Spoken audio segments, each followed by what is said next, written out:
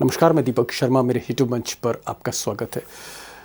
दोस्तों, जिस तरह ट्रंप आजकल ग्रीनलैंड पर फोकस कर रहे हैं, उससे ऐसा लग रहा था कि ईरान का मामला अब ठंडा पड़ जाएगा। लेकिन आज अचानक इजराइल ने माहौल फिर गर्म कर दिया है। इजराइल के प्रधानमंत्री बेंजामिन नेतन्याहू ने सीधे सीधे धमकी दी है, और वो भी कैमरे पर, कि वो जल्द एयर स्ट्राइक करने जा रहे हैं ईरान पर, और बेहतर होगा कि अगर अली खामनाई इस हमले से पहले ईरान छोड़ दें। अब खामनाई को लेकर इजराइल के प्रधानमंत्री कुछ ज़्यादा ही बोल गए, तो वक्त बताएगा। लेकिन ईरान अपनी पूरी तैयारी में जुटा हुआ है, और ईरान के जो सर्वोच्च नेता हैं, सुप्रीम लीडर हैं, सुप्रीमो हैं, अली खामनाई, उनके आदेश पर ईरान ने अब तक की सबसे घातक मिसाइलों को टेस्ट करना शुरू कर दिया।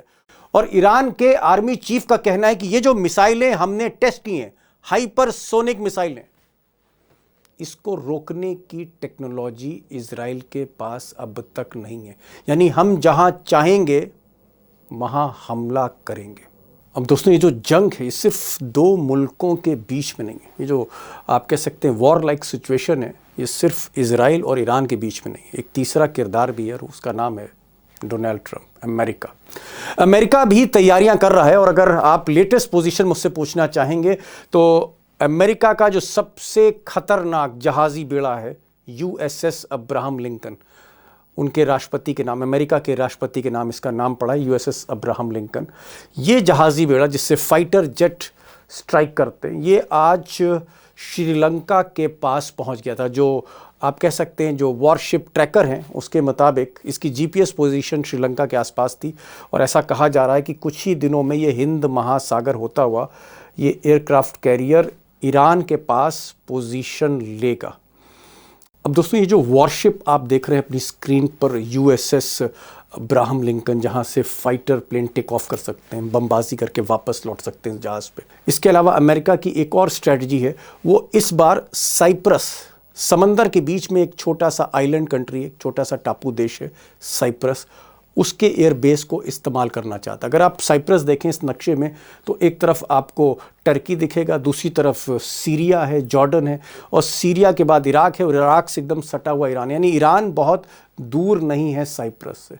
अमेरिका की कोशिश है, उसकी एक तरह से आप कह सकते हैं मकसद है, कि जो उसके फाइटर प्लेन हैं वो साइप्रस में भी स्टेशन किया जाए, जहाँ ऑलरेडी ब्रिटिश एयरबेस है, मिलिट्री एयरबेस है, और इस एयरबेस को अमेरिका यूज़ करता रहा है। तो अगर आप बिग पिक्चर देखें, अगर जंग होती है तो इस बार एक अटैक साइप्रस से हो सकता है, और दूसरी तरफ जो अटैक है वो USS अब्राहम लिंकन से हो सकता है, इस एयरक्राफ्ट कैरियर से हो सकता है। अब ऐसा क्यों हो रहा है, आगे तो मैं तफसील में जाऊंगा, लेकिन मोटा मोटी जो वजह है वो ये है कि ट्रंप को लगता है, उनके एक्सपर्ट्स को लगता है कि सऊदी अरब हो, या फिर ओमान हो, या फिर कतर हो, या फिर कुवैत हो, ये जो इस्लामिक कंट्रीज़ हैं जहां बादशाहत है, वो अपने मुल्क को इस्तेमाल करने नहीं देंगे एयर स्ट्राइक करने के लिए ईरान पे। सऊदी अरब ने पहले से ही कह दिया है कि हमारे यहाँ जो भी US एयरबेस है, वहाँ से हम ईरान पर स्ट्राइक नहीं करने देंगे। और यही बात कतर कह रहा है, ओमान कह रहा है, कुवैत कह रहा है। तो इसलिए एक ऑल्टरनेट स्ट्रैटेजी ट्रंप की हो सकती है। आगे इस पर भी डिस्कस मैं करूँगा। अब दोस्तों, जो बड़ा सवाल है वो ये है कि पिछले साल जून में 2025 में जिस तरह का हमने कन्फ्लिक्ट देखा, जिस तरह की एयर स्ट्राइक्स, ड्रोन अटैक्स देखे, इजराइल के ईरान पर, ईरान के इजराइल पर, और उसके बाद अमेरिका उसमें इंटरवीन करता है, न्यूक्लियर फैसिलिटी पर बमबारी करता है, फिर ईरान जो है कतर में US एयरबेस पर जो है वो हमला करता है, लेकिन जंग फिर रुक जाती है, या होते होते टल जाती। इस बार ये जो जंग के हालात हैं कुछ ज़्यादा ही गंभीर लगते हैं। क्यों गंभीर हैं, क्या वजह है, क्यों अमेरिका और इजराइल और उसकी जो बाकी देश है, मित्र देश, क्यों चाहते हैं कि ईरान को किसी ना किसी तरह से कमज़ोर कर दिया जाए, इस निज़ाम को, खामनाई के निज़ाम को गिरा दिया जाए? क्या एक नई विश्व व्यवस्था, मिडिल ईस्ट में एक नया ऑर्डर बनाना चाहते हैं, एक नई व्यवस्था बनाना चाहते हैं, एक नए तरह के समीकरण बनाना चाहते हैं ट्रंप, जिसमें सबसे आप कह सकते हैं मजबूत कांटा कह लीजिए, सबसे बड़ी जो मिलिट्री ताकत है इस्लामिक दुनिया की, ईरान, उसको किनारे करना चाहते हैं? कैसा है प्लान, क्या है और होने क्या जा रहा है? आज फिर मैंने अमरीश मिश्रा साहब को बुलाया है।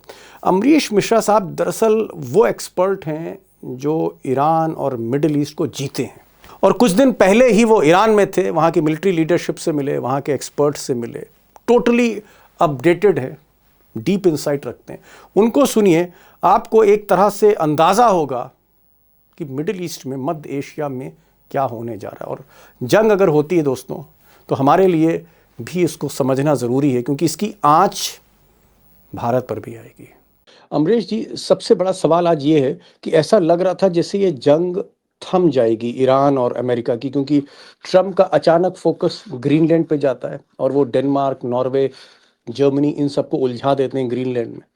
लेकिन अचानक मैं देख रहा हूं कि नेतन्याहू, जो इजराइल के प्रधानमंत्री हैं, उनका आज बयान आया है और बहुत ही घातक धमकी भरा बयान है। सीधे सीधे उसमें वो एड्रेस कर रहे हैं अली खामनाई को, और वो कह रहे हैं कि इससे पहले कि हम F-15E से स्ट्राइक करें ईरान पर, बेहतर होगा खामनाई ईरान छोड़ दें, खामनाई ईरान छोड़ दें।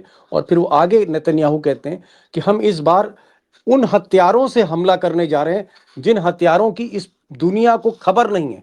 अननोन वेपन्स होंगे, जो एकदम सरप्राइज एलिमेंट होगा। मैं ये जानना चाह रहा हूं कि इरादे क्या हैं। क्या आपको लग रहा है कि जंग अब लाजमी है, और ये जो बातें हो रही सिर्फ इसलिए हो रही हैं क्योंकि कहीं ना कहीं ट्रंप और इजराइल मिलकर ईरान को गिराना चाहते हैं अल्टीमेटली? देखिए, इसमें तो कोई दो राय नहीं है कि ट्रंप और नेतन्याहू और इनके पीछे वेस्ट भी खड़ा है। जो ग्रीनलैंड पे हो रहा है, मेरा मानना है कि वो नूरा कुश्ती है। इनके पीछे वेस्ट भी खड़ा है। ये मिल के ईरान को गिराना चाहते हैं, क्योंकि असली जो लड़ाई इनकी रशिया चाइना से है, जो स्ट्रेटेजिक लड़ाई रशिया चाइना से है, वो ये ईरान को खत्म करके और ये प्रूफ करना चाहते हैं रशिया चाइना को कि देखो तुम भी झुको, हमने ईरान को नेस्तनाबूद कर दिया। यहाँ पर केवल ये जो धमकी है कि खामनेई देश छोड़ दें, वो जानते हैं कि खामनेई कभी देश नहीं छोड़ेंगे और देश उनके लिए मर मिट भी सकता है। तो जी इस पूरे आप माहौल में देखिए कि किस तरीके से ये लोग प्लानिंग कर रहे हैं। इनका नैरेटिव जो पूरा चल रहा है, अभी वो नैरेटिव सोचिए चल रहा है कि ईरान ने हजारों प्रोटेस्टर्स मार दिए, कभी 12,000, कभी 16,000, और रजा पहलवी ने आज कहा 25,000, और वो बढ़ते ही चला जा रहा है। तो जब भी ऐसा माहौल बनता है, देखिए सद्दाम हुसैन के खिलाफ भी ऐसे ही माहौल बना था, गद्दाफी के खिलाफ भी ऐसे ही माहौल बना था, तो उसी रास्ते पे ये लोग पूरी तरह से जा रहे हैं। और देखिए, जहां तक हथियार की बात है, जो उन्होंने अननोन हथियार का है, आपको याद जी होगा इजराइल ने।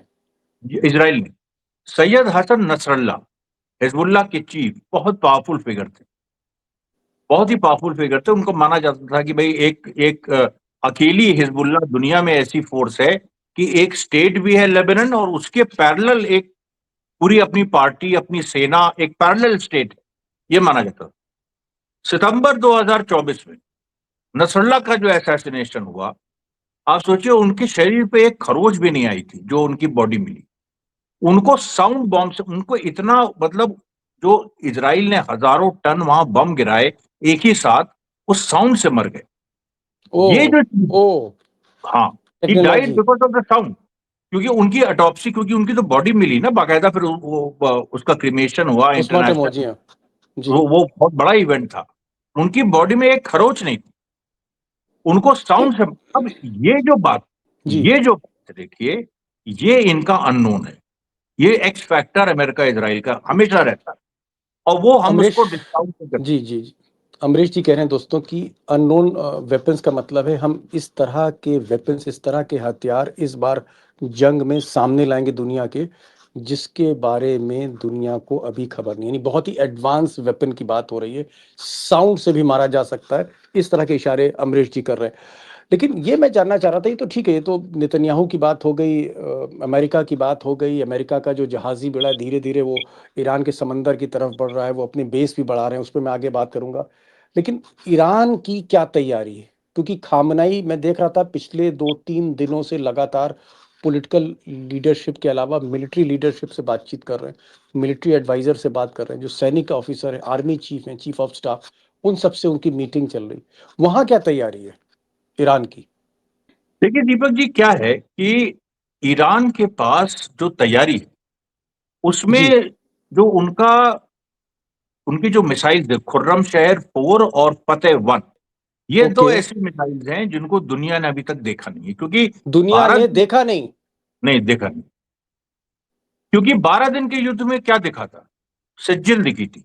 सिज्जिल जिसकी रेंज 2000 किलोमीटर प्रति घंटा है, जो मैक 2 की स्पीड है। स्पीड पे चलती है, जी। और वो तो हवा में नाची थी, और उसने फिर इसराइल पे स्ट्राइक की थी। मैक्सिमम ईरान ने दिखाया कि हमारे पास मैक 2, ये जिसको इंटरमीडिएट कहते हैं, और जी। उसको हाइपरसोनिक भी वो नहीं है, हाइपरसोनिक से कम है, इंटरमीडिएट रेंज। अब जो हाइपरसोनिक सुपर रेंज की जो मिसाइल उनके पास है, जो कभी भी दुनिया ने देखी नहीं है, समस्या ये, और जिसको लेके इसराइल और अमेरिका मतलब अपना दिमाग लगा रहे हैं कि इसका क्या असर होगा क्या नहीं होगा, वो अनटेस्टेड है, और वो चीज वो ईरान का एक्स फैक्टर है। अगर इनके पास एक एक्स फैक्टर है अमेरिका और इसराइल के पास, तो ईरान के पास भी एक्स फैक्टर है, अननोन फैक्टर है। और ईरान ने कहा भी है कि हम सरप्राइज देंगे। ये जो आप मिसाइल बता रहे हैं खुर्रम शहर 4, ये क्या अमेरिका तक भी वार कर सकती है या सिर्फ इजराइल तक सीमित है? देखिए, खुर्रम शहर 4 मैक 10 से लेके मैक 15, यानी साउंड के स्पीड से 10 और 15 गुना ज्यादा, मतलब 10,000 किलोमीटर पर आवर से 15,000 किलोमीटर पर आवर तक वो मार कर सकता है। अमेरिका उसकी जद में है। अमेरिका पहुंचने में उसको B2 बॉम्बर्स को ईरान पहुंचने में 18 घंटे लगे थे। 18 घंटे जो अमेरिका ने B2 बॉम्बर्स भेजे थे ईरान के जी। न्यूक्लियर फैसिलिटी पे स्ट्राइक करने के लिए, 18 घंटे लगे थे। लेकिन न्यूयॉर्क और लॉस एंजलिस आधे घंटे से ओह, 45 मिनट में ये खुर्रम शहर 4 पहुंच जाएगी। बड़ी बात। अमरीश जी ने एक बड़ी ब्रेकिंग न्यूज़ दी। उन्होंने कहा कि 10,000 किलोमीटर तक की मार करने वाली हाइपरसोनिक सुपर स्पीड मिसाइल है, जिसको दुनिया ने अभी देखा नहीं, लेकिन उसकी टेस्टिंग हो चुकी है। खुर्रम शहर 4 उस मिसाइल का नाम है, और जो मात्र 1 घंटे में, आधे घंटे में अमेरिका पर स्ट्राइक कर सकती है। जबकि अमेरिका के जो B2 बॉम्बर सबसे एडवांस फाइटर जेट्स हैं, उनको 18 घंटा लगता है ईरान तक आने में B2 बॉम्बर को, लेकिन यहाँ आधे घंटे में ये सुपरसोनिक मिसाइल्स दाग सकती हैं अमेरिका के किसी भी शहर को। डीप इनसाइड अमेरिका के बेहद भीतर घुस के ये मार करेगी, ये इनका कहना है। चलिए ठीक है, मिसाइल उनकी उनकी मिसाइल पावर है, इनके पास एयर पावर है, इनके पास समुद्री ताकत है। मुझे ये बताइए कि जो जहाजी बेड़ा है USS अब्राहम लिंकन जिसका नाम है, जो अमेरिका का सबसे खौफनाक वॉरशिप है, जिसमें न्यूक्लियर वॉरहेड भी इस्तेमाल होते हैं, ये धीरे धीरे इसकी जो लोकेशन मिल रही थी, आज इसकी लोकेशन श्रीलंका के आसपास है। और मुझे लगता है कि अगले 3-4 दिन में, जिस तरह से ट्रैकर बता रहे शिप के, कि 3-4 दिन में ईरान के समंदर के आसपास होगा। क्या आपको लगता है कि इस जहाज के पहुंचने के बाद बड़ी तेजी से समीकरण बदलेंगे, बड़ी तेजी से हालात बदलने शुरू होंगे ईरान, इजराइल और इस टेंशन के? बिल्कुल 100%। बात यहाँ पर यही है कि जैसे आपने कहा श्रीलंका तक वो पहुंची है, मतलब USS श्रीलंका इब्राहिम, पहुंचने वाली, श्रीलंका थोड़ा दूर है लेकिन उसी के आसपास है जी। उसी के आसपास। तो इसमें यहाँ तक पहुंचने में वही 25 जनवरी की जो बात हम लोगों ने कल की थी, उसी के आसपास ये पूरा जी। कैलकुलेशन बन रहा है। और इब्राहिम लिंकन जैसे ही वो और नजदीक आएगी, जॉर्ज बुश अपने को, जो दूसरा एयरक्राफ्ट कैरियर है, जॉर्ज बुश अपना वो भी अनवेल होगा कि वो एग्जैक्टली कहाँ है और कैसे ये लोग कोऑर्डिनेट करके ईरान पे स्ट्राइक करेंगे। और उस समय आप देखिएगा कि पूरी दुनिया में जो वेस्टर्न मीडिया है, वो अब पूरा चिल्लाने लगेगा कि ईरान में 10 हजार लोग मारे गए, 20 हजार मारे गए, जला दिए गए जिंदा, यानी क्या वो सब ऐसी फैक्ट्री प्रोपोगंडा कभी होगा। देखी है दुनिया ने, देखी नहीं होगी ऐसी मीडिया फैक्ट्री जो अब चलेगी 2-3 दिनों में, जो माहौल बनाएंगे और बड़ा स्ट्राइक ईरान पे जो करने का माहौल होगा। अब इससे कोई जी। पीछे हटने वाला नहीं है, ट्रंप और नेतन्याहू पीछे नहीं हटेंगे। अमरीश भाई, यहाँ पर एक सवाल बड़ा अहम है। ठीक है, दोनों तरफ से धमकियां आ रही हैं। नेतन्याहू धमकी दे रहे हैं, इजराइल धमकी ईरान को दे रहा है, ईरान धमकी इजराइल और अमेरिका दोनों को दे रहा है। ट्रंप अपने जो हैं वो जहाजी बेड़े जो हैं वो ईरान के इर्द गिर्द स्टेशन कर रहे हैं। तो माहौल तो हमें लग रहा है, लेकिन क्या सऊदी अरब, उनके जो क्राउन प्रिंस हैं मोहम्मद बिन सलमान, जिनके ट्रंप से बहुत अच्छे ताल्लुकात हैं, बहुत गहरे ताल्लुकात हैं, ट्रंप खुद कहते हैं कि मेरे सबसे जिगरी दोस्त हैं ये दुनिया में, क्या मोहम्मद बिन सलमान, सऊदी अरब के क्राउन प्रिंस, या फिर कतर के जो बादशाह हैं, या फिर कुवैत के जिनके अमेरिका में बहुत इन्वेस्टमेंट है, क्या ये लोग जंग रुकवा सकते हैं? क्या ये जो बादशाहत है, ये जो सल्तनत है, ये अमेरिका पे प्रेशर डाल सकती है ट्रम्प पे? इस जंग को टाला जा सकता है? देखिए दीपक जी, इन लोगों ने काम तो अपना कर दिया ना, इन लोगों ने रुकवा तो दी जंग एक बार। तो 13 जनवरी और 16 जनवरी के बीच में किसी भी दिन अमेरिका स्ट्राइक कर सकता था, उसने नहीं किया, क्योंकि इन्होंने संदेश दिया कि हम अपने बेस से आपको अलाउ नहीं करेंगे। और सऊदी अरेबिया ने तो खुला संदेश ईरान को भी भेजा कि कम से कम हमारे यहाँ से अमेरिकन जेट्स हमारे यहाँ से नहीं उड़ेंगे। तो वो हो गया, वो चैप्टर अब क्लोज है। जी अब सवाल ये है कि क्या अमेरिका के पास वैकल्पिक बेस है जहां से वो स्ट्राइक कर सकता है? जी जहां ये असली बात है कि ये दुनिया दुनिया एक्सपेक्ट नहीं कर रही है कि वो, क्योंकि सब लोग यही यही सोच रहे हैं कि वो जो मिडिल ईस्ट में बेसेस हैं वहां से स्ट्राइक होगी। लेकिन अगर वो ओके। साइप्रस से होगी, अगर साइप्रस से होगी तो अगर वो, ओह अच्छा।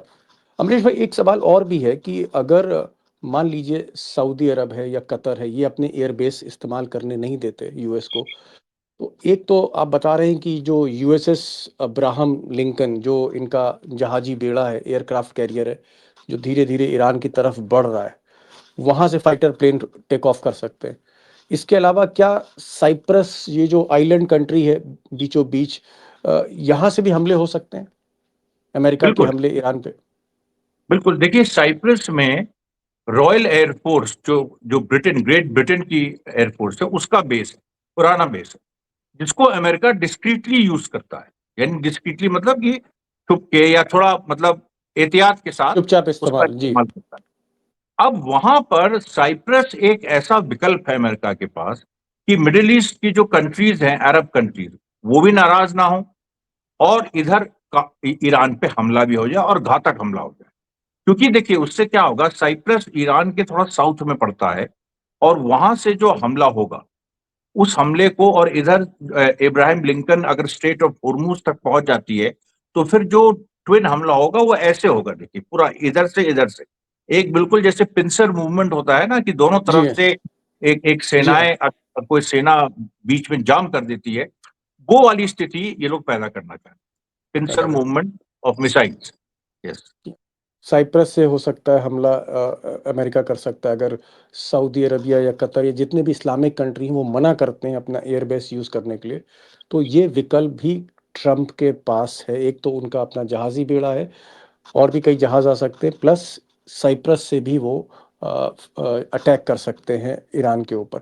आखिरी सवाल कर रहा हूँ, क्या आपको लगता है कि जिस तरह से पिछले कुछ दिनों में रशिया और चाइना के कार्गो प्लेन लैंड किए हैं, और इस तरह की खबरें आई हैं कि वहाँ पर काफ़ी गोला बारूद और मिलिट्री इक्विपमेंट ईरान में उतारा गया है जंग की तैयारी में, तो क्या रशिया और चाइना पीछे से ही मदद करेंगे, या ये आगे भी आएंगे, साथ भी लड़ाई लड़ सकते हैं? देखिए रशिया और चाइना अब इस बार पिछली बार की तरह पीछे नहीं रहेंगे केवल, क्योंकि ये इनके लोग वहां पर हैं, इनका इक्विपमेंट वहां पर है, चाइनीज जहाज वहां पर पहले ही पहुंच गए थे, और रशियन कार्गो प्लेन्स लगातार ईरान जा रहे हैं।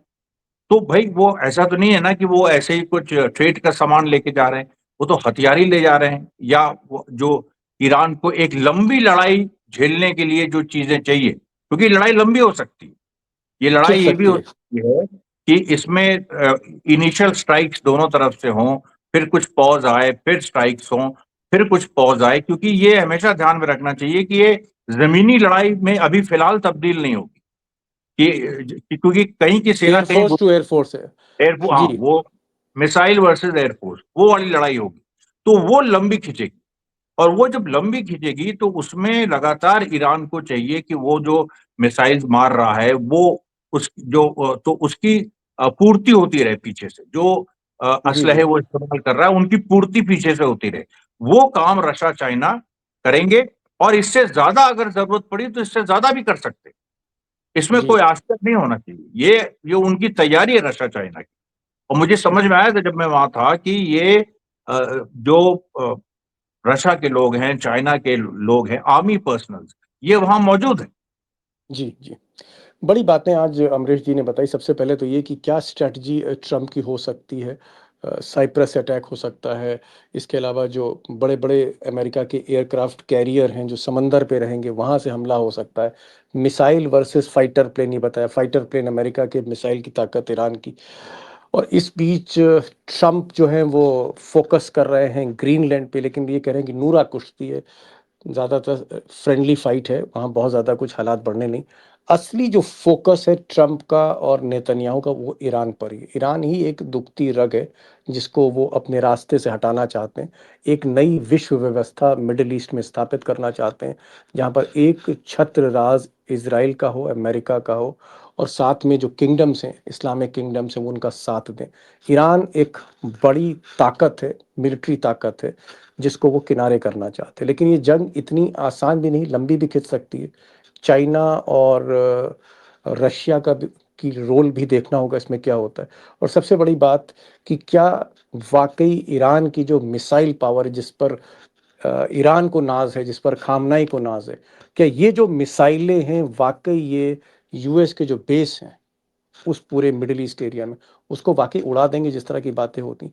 बहरहाल मैं तो यही चाहूँगा दोस्तों कि जंग ना हो तो बेहतर है, क्योंकि जंग का मतलब है कत्लो-गारत, जंग का मतलब है हिंसा, वॉयलेंस, मौतें।